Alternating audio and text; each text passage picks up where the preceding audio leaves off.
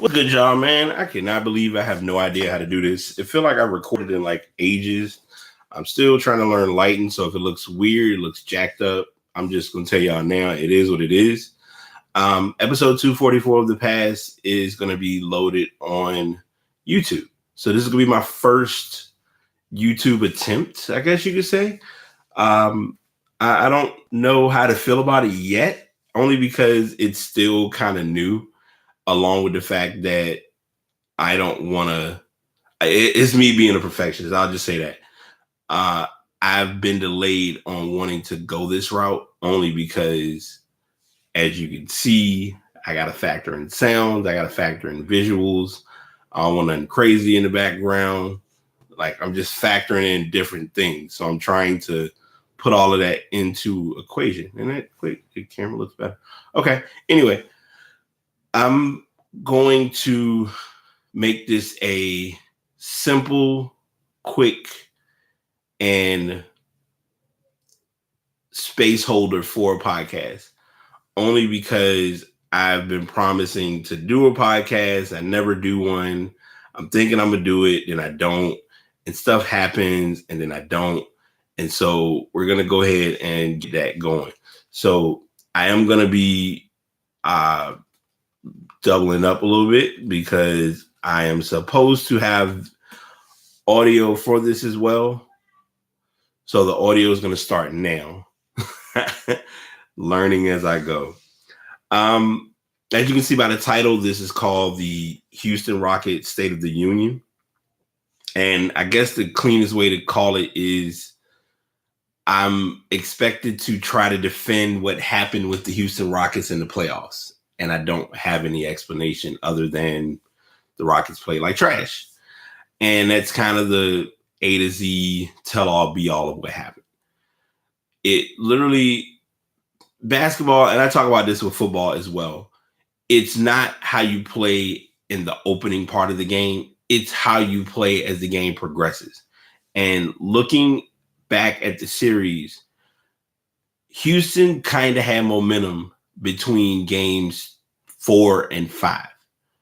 If you kind of rewind to game 5 itself, game 5 was starting to make it clear that Houston came to play.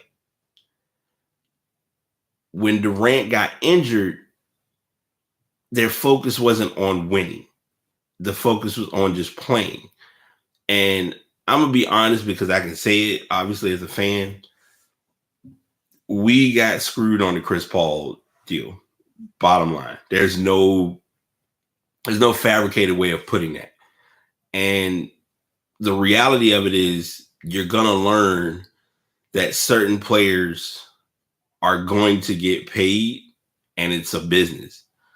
And I feel like whether it's acknowledged or not, Chris Paul just made he got paid off of us, which is cool. I mean, it is what it is, but it's just one of those, like, it was a shocker in more ways than a few because it wasn't something that I think the organization was really prepared for. I'm spending a lot of energy talking about that. I guess, like I said, I'm titling this is Rocket State of the Union, but I'm going to talk about also because now that it's occurred, I'm going to go ahead and this is the Unpacked podcast this is the episode that I'm glad that I'm finally, as I'm shaking the computer, things I'm still learning. I guess it's me and the excitement, compassion. It's going to be addressed because it needs to be addressed. The NBA draft lottery, a lot of people feel was fixed or staged because the Knicks didn't get the number 1 pick, despite there being a high probability between them, Memphis, and I believe Phoenix, who all had pretty bad records. Phoenix was out of that group, which pushed the Lakers up higher. And I think the Lakers ended up getting the 3rd. They ended up getting the 4th pick. New Orleans got the 1st pick. Memphis got the 2nd pick. Memphis sounds as though they're looking towards Ja Morant. If the Knicks are able to do so, I think this is probably going to be a weird projection, but I could see it happening. The New Orleans Pelicans are going to pick. I'm sorry, the Pelicans got the first pick in the draft, which I think blew everybody's mind because their percentage or their chance was like a 6% chance. Them getting that pick played very concerning thoughts throughout the rest of throughout what we're possibly going to see next month in the draft. I'm not gonna lie to you. I wish I was off the day of the draft, but I'm not. I believe I gotta look, but I'm truly hoping I am. If I'm not, I'm going to find a way to watch and enjoy it because I want to see the actual players selected, the reactions, all of that. And this is going to be the other thing because I'm normally, whenever I record podcasts, I'm always explicit content. YouTube, it's filtered content. So it's a matter of editing and not using all words and saying anything that you feel. So I'm adjusting to that as well. But that's something I'm going to figure out along the way. Anyway, I personally, and I'm like, I said everything, but I didn't say what I really wanted to do. I'm going to make a blind prediction now, and this probably won't happen, but I wouldn't be surprised. Do not be surprised if the Knicks and the Pelicans trade their picks after the lottery. Let me repeat that so everyone can understand. Or to put it in a better perspective, this is what would happen. Zion gets picked first. Ja Morant gets picked second. Then you have RJ Barrett going third. With that third pick, before they make the RJ Barrett pick, they're going to say it's a trade. I don't know if Anthony Davis is going to be packaged in that trade or not. That's kind of an early projection because now you're making it clear that RJ Barrett is your guy. So you have RJ Barrett and Julius Randle. Now it's going to be a position battle because you're going to have a couple players that have been or are playing out of position, which is all another scenario. But all of those things factored in or looked at, it turns up where everyone is kind of getting what they're after. RJ Barrett gets to the NBA. I don't think, and I'm saying this with a thought bubble, but also a true transparent approach.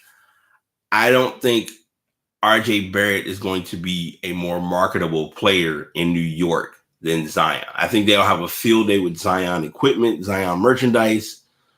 A lot of like as far as sales, jerseys, you're gonna sell it.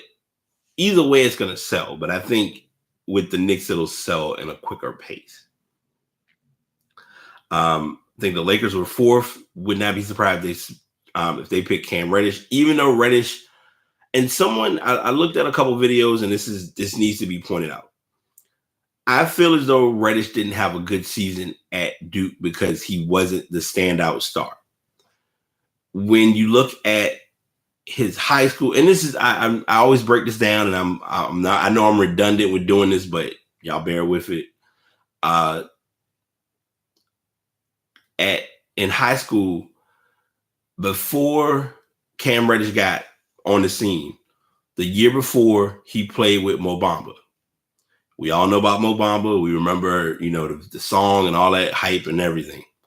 Well, anyway, Mo Bamba went to Texas. He had a pretty good freshman campaign for Texas. We already knew he was going to the NBA. He went to Orlando. First year wasn't the greatest of years, but it was a good year for him. Fast forward, Mo Bamba's at Texas. Reddish is at their school. Reddish has a solid senior season. He gets to Duke, and at Duke, he's one among many stars because you have Trey Jones, you have RJ Barrett, you obviously have Zion Williamson, who was already projected to be the number one pick before the draft even started, or before last year's draft even started. There was already the expectation of Zion being the man. Like, what makes it even interesting is this season already, like with kids looking at where they're going to school, plan on going to school, there's not a projection of, hey, this is the guy he's going to be the number one pick. A lot of people think it's going to be they're looking at the kid from, I think it's Jonathan Wiseman with Memphis. You also have Anthony Williams. I'm probably missing these names, but he's with Georgia. A lot of these kids you already know are going one and done. I'm going to be honest. I think the guy that people need to watch out for is Vernon Carney. I think he's going to have a good freshman year to make it clear that he's going to the NBA. Like I said, most of these guys got to work through all of this until the one and done rule gets washed, which I give it a couple years. I know they've been talking about that, but that's kind of the slated story for that. So I've talked about the Harden State of the Union. I've talked about, I've went ahead and given the attention to the NBA draft lottery. Now, as far as the draft lottery, I'm not going to break down every single pick, or as far as the pick listing, because I don't have it, number one and number two. I don't think everyone's as pressed with all those factors. We're going to look at it as when the actual NBA draft happens. Then we'll start figuring out, okay, who's going to what team, how these teams are going to look when these players arrive. We'll cross that bridge when we get there. That being said, that's those topics as a whole. With the other NBA matchups, Toronto was able to get the four bounce playoff win in Game 7 against Philly, which a lot of people were shocked by. And you had Joel Embiid crying tears of frustration. I think they did not expect to lose in that fashion, but it happened. Trying to think. And then on the West, we've already talked about Harden. And then for Portland and Denver. Now I'm gonna be honest, because I love my group. When I made the cover art for the group, I made the wrong cover art because I had put Denver in as the winner, failing to realize that they had actually lost to Portland. So Portland was able to win Game 7. So it's Portland against Golden State. Golden State won Game 1 pretty easily. It wasn't much of a competition or a battle. Game 2 is going to be kind of like the game that we're really going to see. Is Portland going to flip the switch, or is it, all right, let's get the brooms, because this isn't going to be a pretty series. In the Toronto-Philly series, the Toronto-Philly series already happened, so Toronto played against Milwaukee.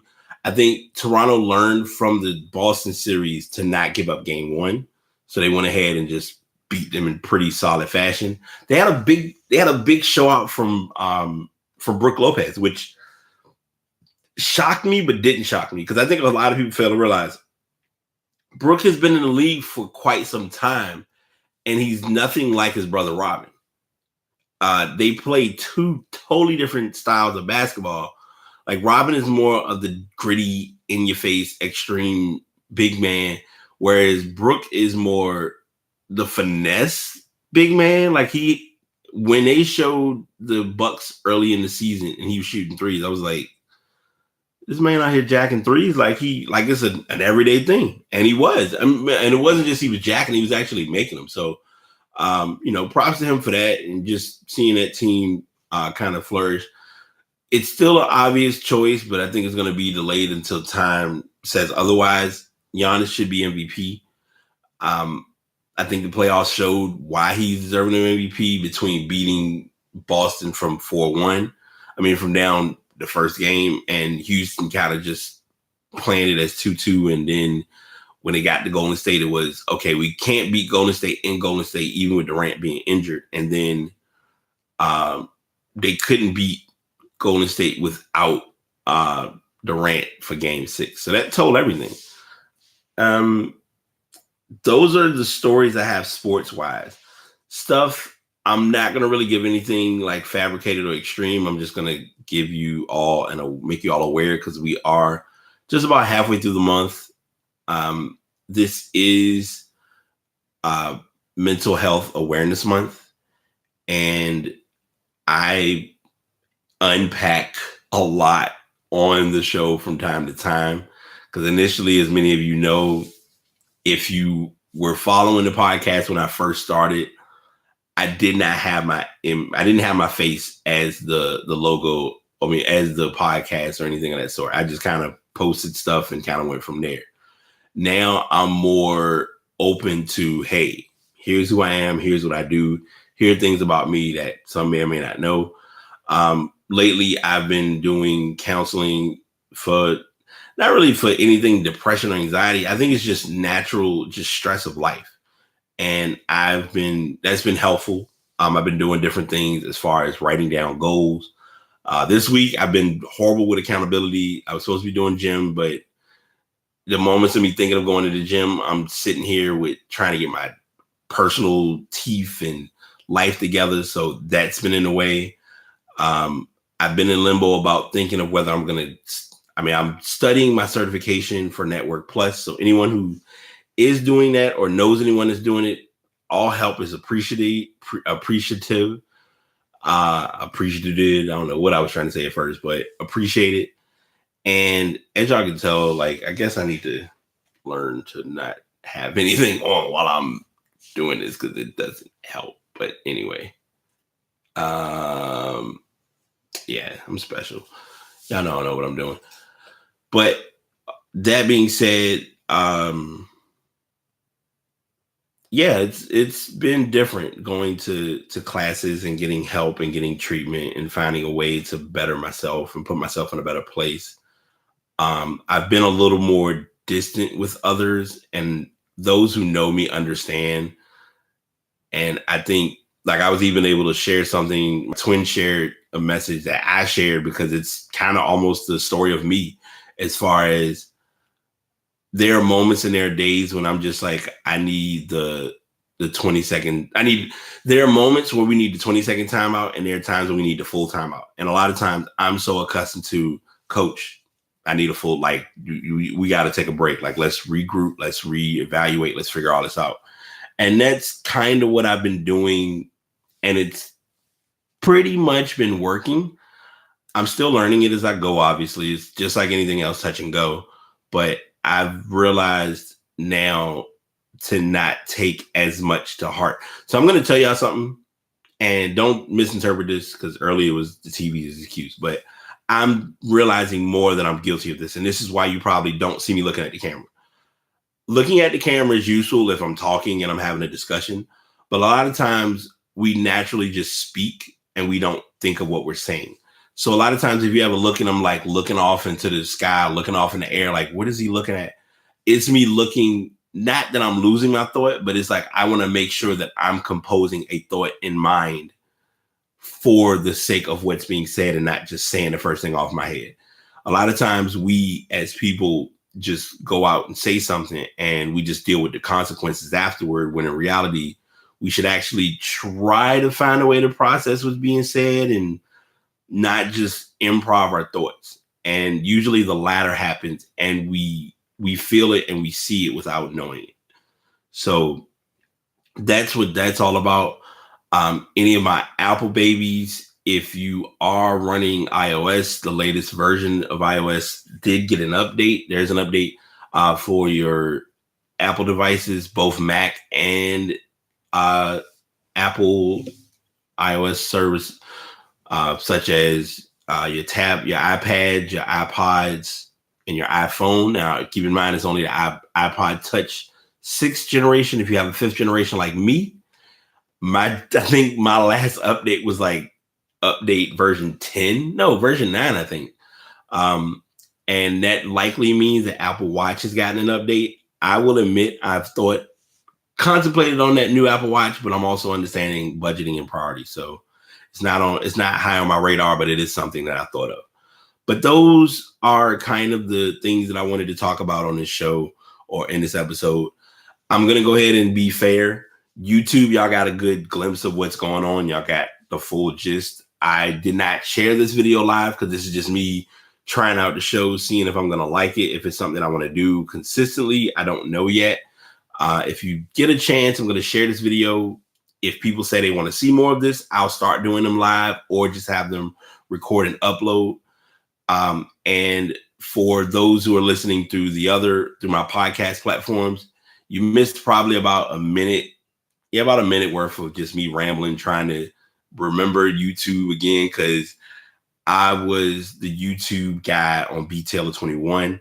I posted a lot of videos, and now I guess I'm transitioning with the times, because I noticed what YouTube has done is you almost have to listen, if this video gets pulled, so be it, but I'm just speaking truth. You have to out algorithm the algorithm, meaning you can no longer record a live video and then upload it. Now you're either going live or you got a pre-recorded video and you load it on your page. And that's just kind of what it comes down to with the process of YouTube. And it's the process of the internet. So it's one of those things of keeping up with the times, but doing what benefits the cause, I guess. I don't know. So that's everything I got. I'm not going to, for sake of the discussion, I'm not going to put a lot of major topics or links in the show notes. This will just be, I'm just going to kind of break it down as test run. I may put my face as the background. I don't know yet.